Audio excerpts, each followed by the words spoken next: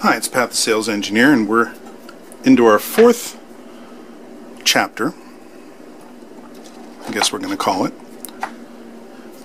of why you need a sales engineer, what a sales engineer can do for your company.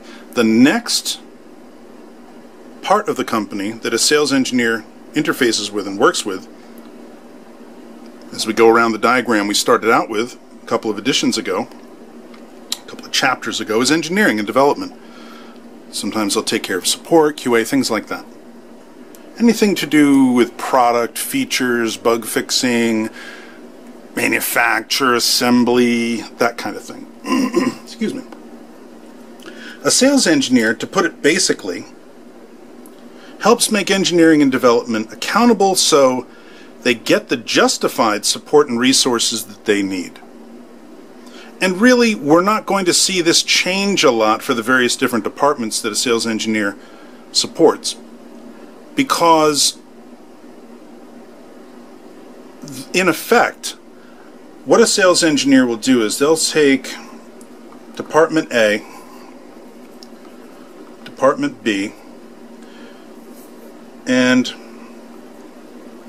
here's our sales engineer. Department B really cares about how Department B is doing. Department B doesn't report to Department A. And the same thing with A to B. They each have their own metrics, their own agendas, their own priorities, problems, everything. Budget, the whole works. But a sales engineer is here as an advocate for the deal and for our existing customers. Again, internal or external. So what I do is, as a sales engineer, is I work to say, A, they need X. Department B has lots of X. And I say, okay, Department B, I really need one of these X's over here for A. Oh, you know, that's okay. We don't really get rid of them. You don't need anything. Those guys don't know what they're doing. No. Right? The default answer is always no. And remember, I've always said, don't take a no from somebody who can't give you a yes. Thanks, Mr. Moran, for that. So I say, but I have a good, compelling argument. Now, A never usually communicates directly with B. But for the sake of the deal, I know that I need something from B to get to A, for the sake of the deal. So I work with B to get that X. And the way I did it was I justified to B why it was worth their trouble to get me what they needed. Oh, come on. A's short on staff. It's going down here in 3 hours. They're going to look like hell if this thing doesn't go through. I'll tell you what. I know you need something. I can get you something that you need, maybe from A itself. Let's just take a real easy example. So A has a bunch of Z's. And I say, you know what I'm going to do? I will be Radar O'Reilly on MASH, and I will get you the Z that you want if you get me X, so I can get these people back on track. Whatever department it is, it doesn't matter. What you're seeing here is a brokering between departments that don't normally talk, broker, or anything to each other. There's nothing about their mission that says anything about it. Neither one of them are working on the deal. I am. There may be attitude problems here, some kind of cultural friction or something, right? So I have to come in, be the bartender, be the advocate, and say, look, I know these guys really ticked you off the other day, but they did it because they were under stress, and they had this going on and that going on. The kind of thing that A could never do over here without making everybody more mad. I'm the go-between. So one of the skills that you bring as a sales engineer is getting the right thing to the right people and not stepping on toes and saying, hey, look, this isn't A's issue, it's just me here. I'm just, you know, hey, if you could help me out, I'd be indebted to you. And I don't have to get involved in the fray of the why 6 months ago somebody said something to somebody and they got mad. None of that matters for the deal. We are a sales organization. We're no longer worried about blame management and infighting. But that change comes about slowly. And so the sales engineer has to be the one to facilitate that and to lead by example. This is how we get things done together. Not as a group of very skilled individuals, but as a team. So there's a couple questions you can ask yourself. And these are leading questions, as you'll see very quickly. So one question you might ask, and this again is to illustrate why you need a sales engineer. How can I make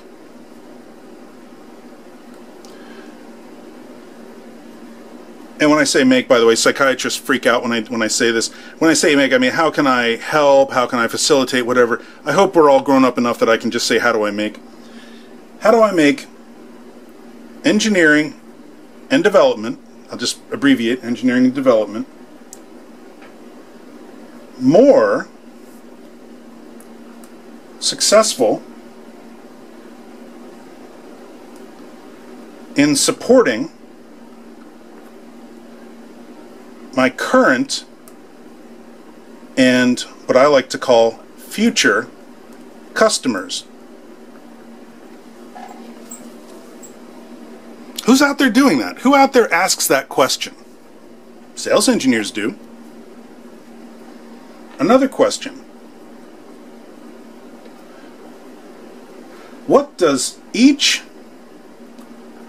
product cost?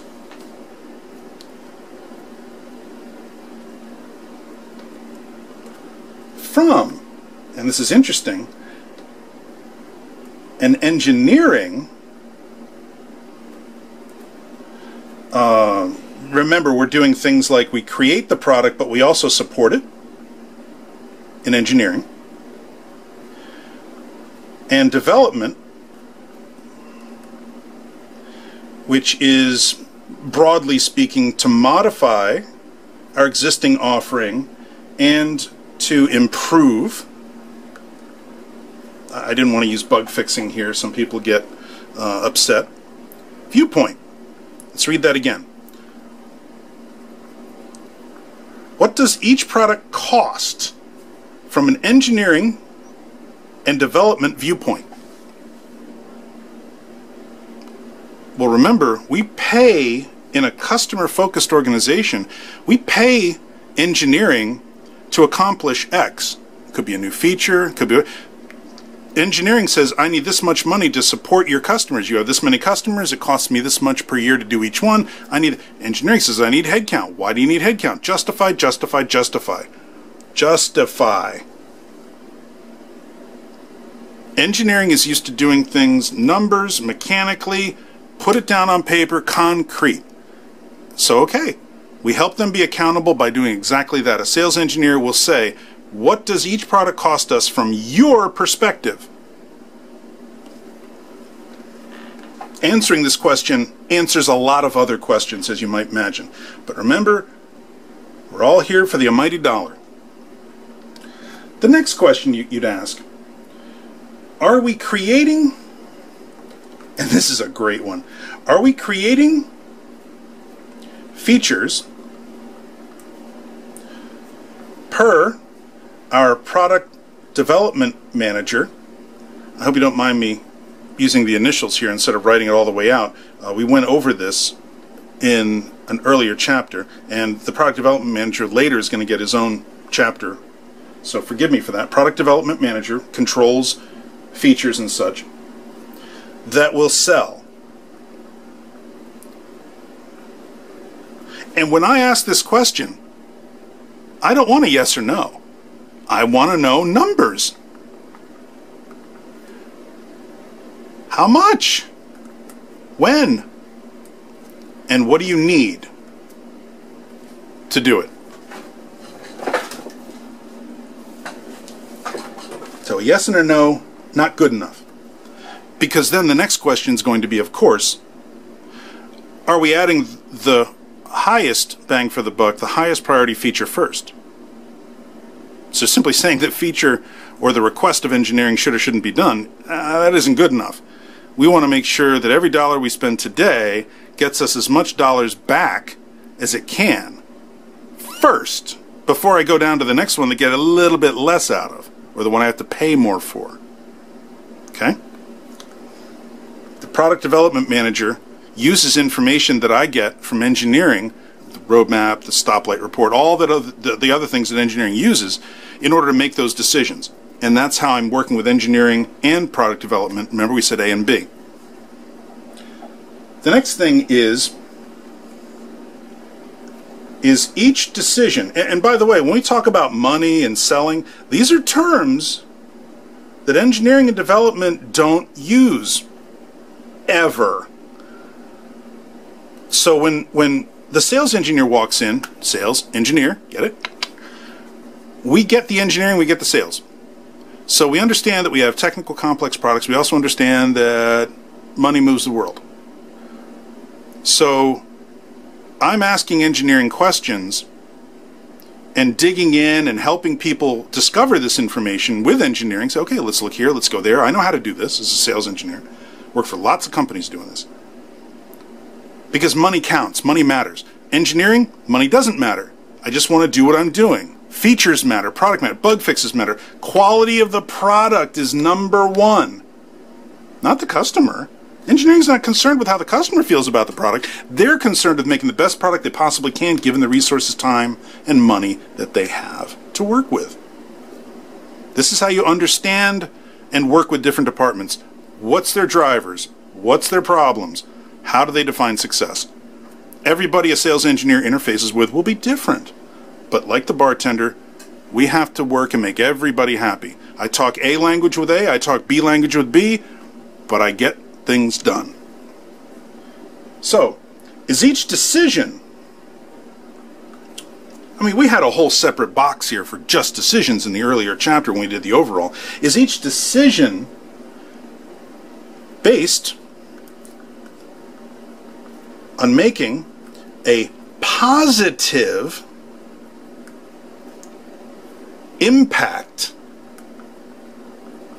Positive impact, good words. Positive impact on sales and our existing customers. Again, I'm talking money, I'm talking selling, I'm talking all these things that engineering doesn't talk about. But guess what? Engineering decisions, product decisions, they cost money. They might lose money, but they're still decisions, and they still have to be made. So what I do is I work again with engineering to pull this information out, parse it, make it actionable for the decision makers. Oh, well, geez, Pat, I mean, I got a report here that's 500 pages long. You summed it up in one page. Spend this, you get this back by this date. And you got this much wiggle room. Done. You want to go look at the 500 pages to back up that data? By all means, please do. But I took those 500 pages and boiled it down into one sheet of paper so that a decision maker could dig if they wanted to, or they could go with what they already know that support those numbers and make that decision. I don't need somebody taking 2 weeks to do all the investigating to make a decision when they should have spent that time making the decision.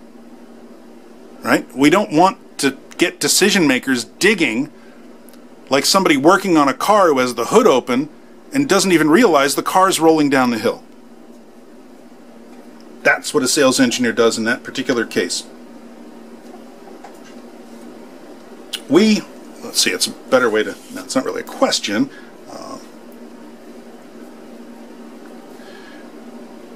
Help my customer. Who's my customer? That's right. They're mine, my internal customers. I help them determine how much each individual single function, I'm talking about like software, hardware, costs. Back to money, to fabricate, which they do, support, which they know, they do that, fix, or modify, like we talked about earlier. Modify and improve. I'm going to put this in red. This is a huge thing that sales engineers do.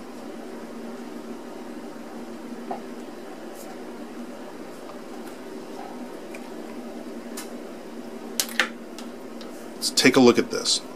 Helps my customer, that's what I do, I help my customer determine how much dollars each function costs. Well, I have this request from sales to add function X, because I know if I can get function X, we can sell 3 more units next year. Proven. Marketing, the trends, everybody supports this. I've justified this. All I want to know, engineering, is how much is that going to cost, because I want to budget for it, I want to give you the money to do it, hold you to task, just like a project. In fact, it is a project. We talked about that before. Engineering should be driven by sales money coming in for established, fixed projects. Nothing is open-ended blank check. Nothing. For anybody.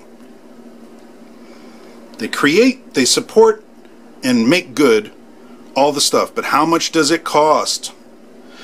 When I help them with this, and I help them get them money, do the research, whatever information they need, it helps them create a better quote for what it will cost. And one of the things that sales engineers are excellent at is making quotes.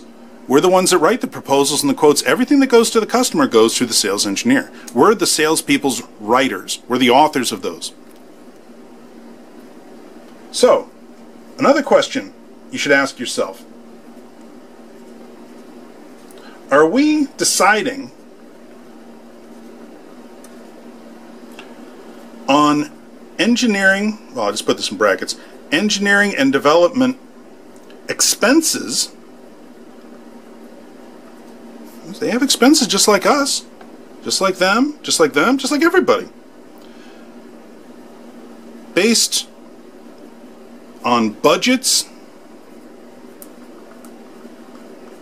approved by sales management. Whoa. Whoa, what's this now? You want engineering to have to go through sales to get money just to run? We're not even talking about the projects here. We're just talking about to run. Well, that doesn't make any sense. Really? Why doesn't that make sense? How much money does engineering bring in? How much revenue does engineering create? The answer is 0.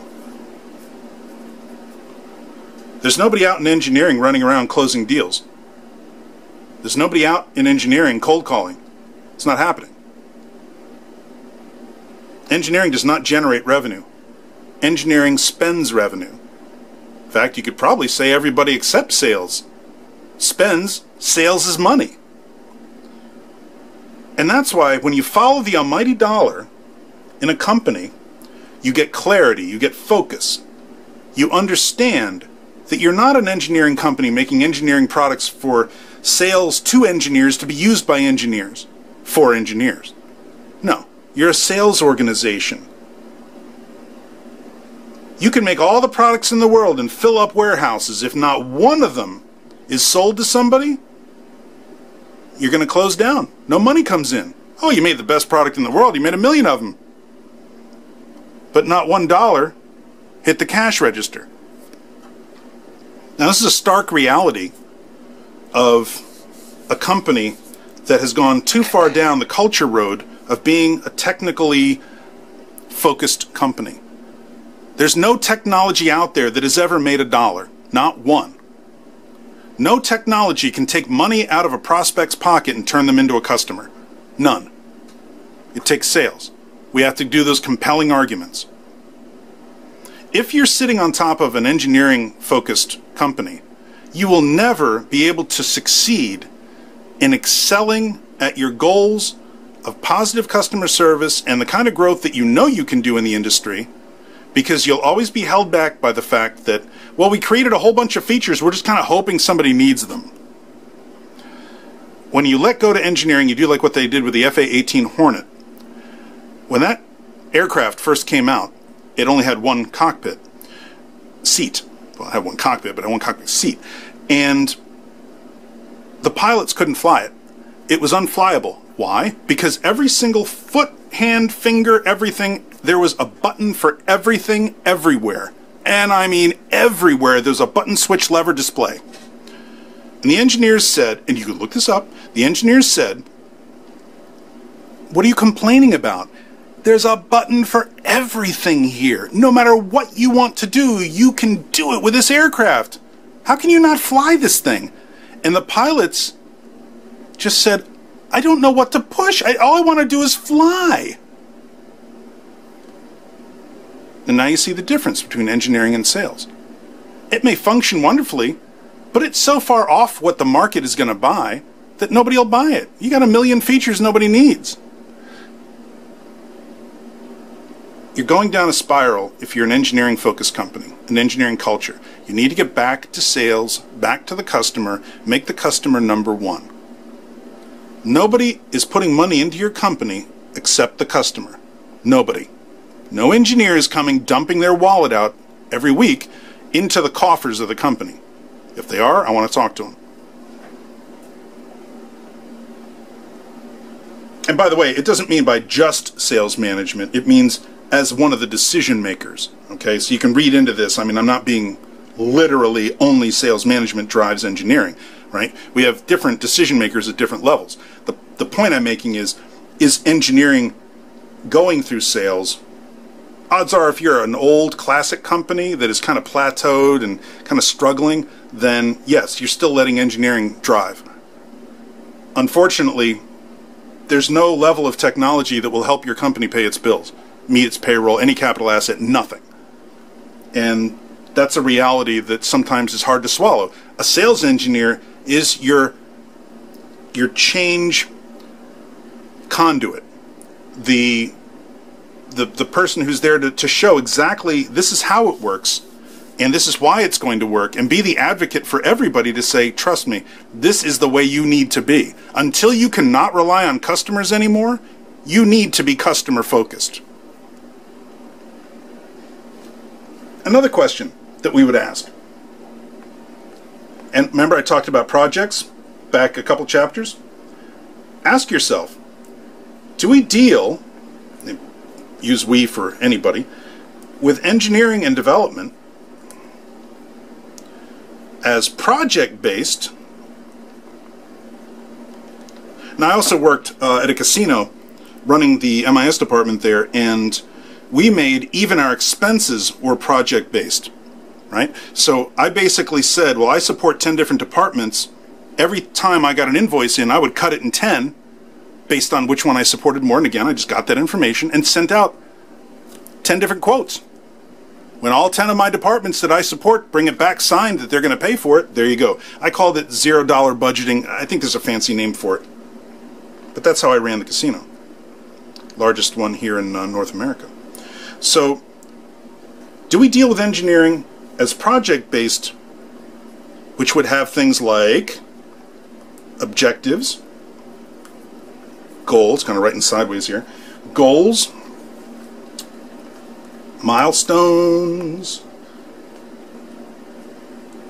and of course a budget, right? No blank checks. Nobody gets a blank check. Nobody. To be approved, and remember we're holding them to these timelines, and adhered to, I guess is the best way to say that. Oh my goodness. Adhered to. In other words, accountable. Consequences. Butts on the line. You said you could do it. Just make it happen. Are you doing that? How many of these are you doing? In a truly customer-focused organization, one that was sales-centric, one that decided that the almighty dollar was the most important thing for our company, because we're not a charity, we're not handing out money, you'd say yes to every single one of these.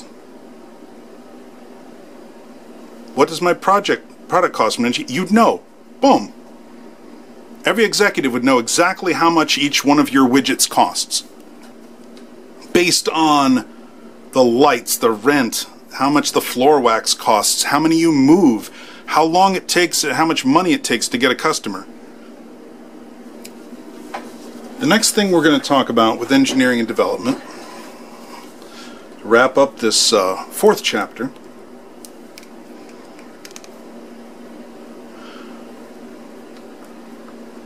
and I know I'm beating a dead horse here, but it's important. It's all about justification. And the only way you can accurately justify something is if you have accountability.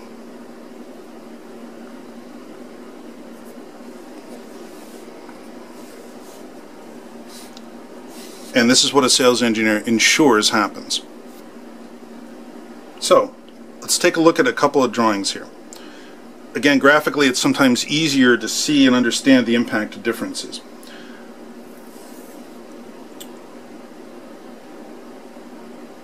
The marketing and the product development manager drive engineering as to what they're going to do. They ask them for the quotes, for things like that. How much is it going to cost? So, one of the ways that we can look at why this is and how this is important is to say that this circle contains what the market does. They have a feature, they're developing products that are going in this direction, things like that. Then we have over here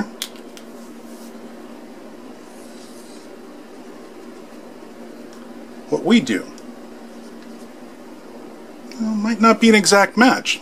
Maybe we don't do everything people who have our type of product do. And then finally,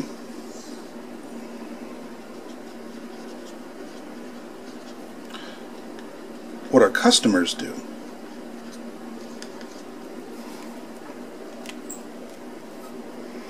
And by do, I think we understand that what I'm talking about is with regard to our particular product, with regard to engineering. So the market sees our widgets aligning with what we do with our widgets so much. There might even be market perceptions, and remember what we talked about. I'm going to use that part over there, but I'll put it over here. Perception equals, that's right, reality. Our customers see us and use our products to accomplish things for their business using our products, and they see, well, we're good for this much of what they think we do. Maybe you can consider this how well we do it. Maybe our particular product, the one that they have, it's only about 25% applicable to what they really need to do, and they make up the difference some other way. You might call that leaving money on the table. Their expectation of what we do is driven by what the market says, right? Because they're reading all those market rags, and they're talking to other customers and partners of theirs, and they're getting advice from who knows where.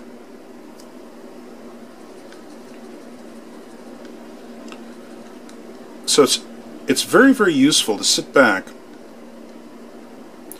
and, as sales engineers, we're in front of the customers all the time. So we survey them, we ask them, candidly, officially on a piece of paper, web-based, anonymously, whatever. How well do you see us lining up with what you thought we did?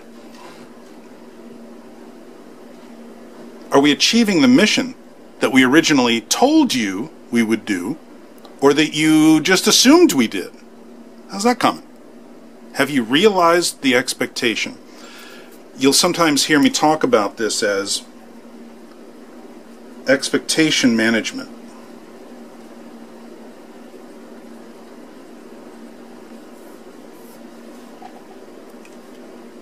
You know what they say, right? Undersell, overdeliver. Not the other way around. So, maybe this is now how you look at things.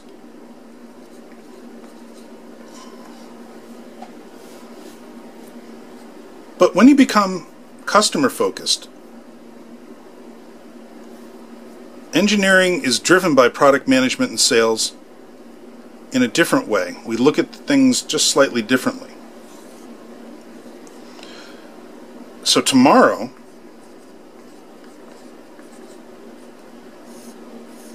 you might be able to say, because you're using your catalyst for change, the sales engineer, to change the culture of your company, in this case engineering, to say,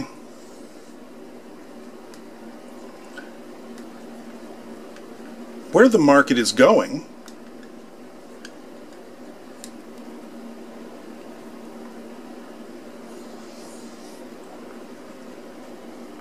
where we are going.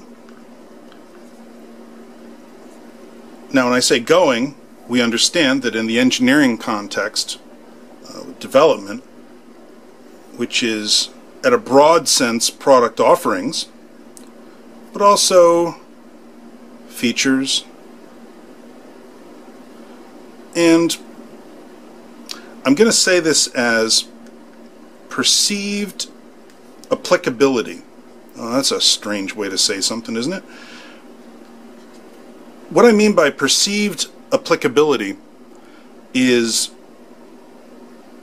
where we see people using our product, where we think they will perceive that they can use our application, the perceived applicability. So I might make a content management product, but anybody with content would use it.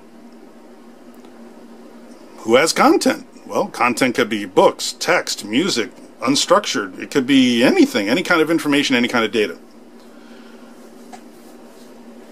Are we creating messaging in truly products that are giving us a perceived applicability in the market where we need to go?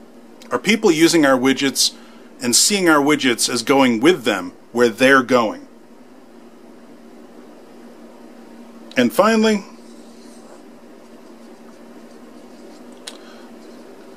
where our prospects and customers are going.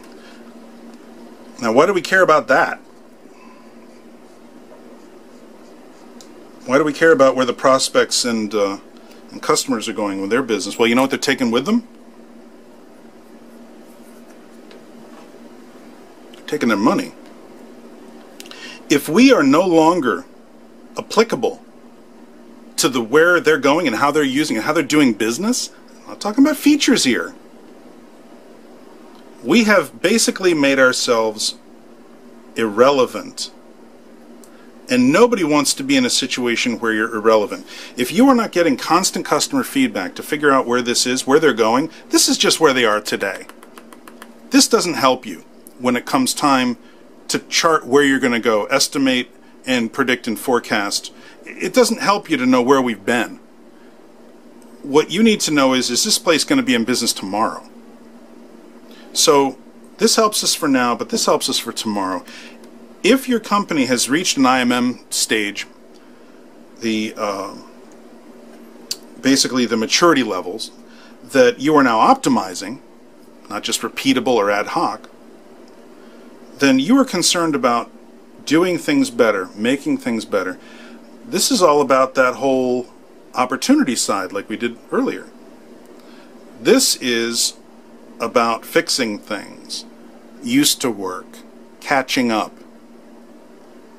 This is something that we have, something we don't want. This is something we want, something we don't have. And really the only way you're going to do this is by justifying it. sales engineer brings the experience of working with companies thinking like this, thinking about where's the dollar going to be tomorrow. It's over here today. It's not there anymore. It's over here now. And it's moving. And a sales engineer is someone who's had a lot of experience. With me, it's 15 years, working with all kinds of companies to get them to be much more customer focused, externally at first, but it really doesn't work unless it's internal with all your internal customers, and understanding that we're in it for the dollar. All we need to do is justify, with a persuasive argument, a compelling reason for customers to part with that dollar. That's all. You don't go to the store and expect free ice cream. You expect to pay money for it. But you don't want to pay twice what it's worth. You'd rather just pay what it's worth. Maybe you get a penny here and a penny there, a little deal, you feel good because you clipped some coupons, but nobody's out there paying 3-4 times the amount that they should for ice cream. It's just not happening. So sales engineers help engineering because we are developers. We do engineering tasks. We know all the operating system program in all the different languages. We're specialists at being generalists. So we talk the language, walk the walk, talk the talk of engineering to help them know that everybody else does understand you. I will be there with engineering to say, yeah, but I really need these numbers because it's going to help you down the road X, Y, and Z. Where engineering would probably never have occasion to talk to sales, and I'm sorry to say, unfortunately in some companies, sales is seen as a little aloof, let's say, right, and marginalizing everybody else. And some of those qualities, those narcissistic qualities, we really need in sales. It affects me very negatively, unfortunately, and when I act too much like the bad habits and not as much like the good habits. So I'm very aware of it. I'm working on it. And I want you to understand the difference here for engineering. So really, the sales engineer is here to make engineering understand, because it's all about justifying, that increased visibility of what they do, increased accountability. How many dollars is this? Are we making the right decisions based on the right information? Project-based are actually for their own good. I'll get you the money you need. I'll get you the head count you need, but you got to help me out here. You got to help me sell it. I got to sell that to somebody else. And as we talked about in one of the first editions, that we're all selling, internally and externally. Engineering oftentimes gets felt like nobody does understand them, nobody understands what they do, and that they're on their own, they have to fight for everything, and a sales engineer smooths all that out. Make sure that they have an advocate as one of my customers, just like marketing, advertising, sales, executives, customers, partners, product development, everybody. They're all my individual customers, and I make each one of them feel as though they are my only customer. That's how good my customer service is. And a sales engineer leads by example, showing that you can make your entire company customer service centric. You're no longer an engineering company. You're a sales oriented company. We don't succeed by making good products. We exceed our goals and expectations by selling those excellent products. That's it for Chapter 4 here with engineering and development. Our next one is going to be the actual products, the actual prospects and customers. We're going to talk about how a sales engineer interfaces and helps them in your company, and that's why you need a sales engineer.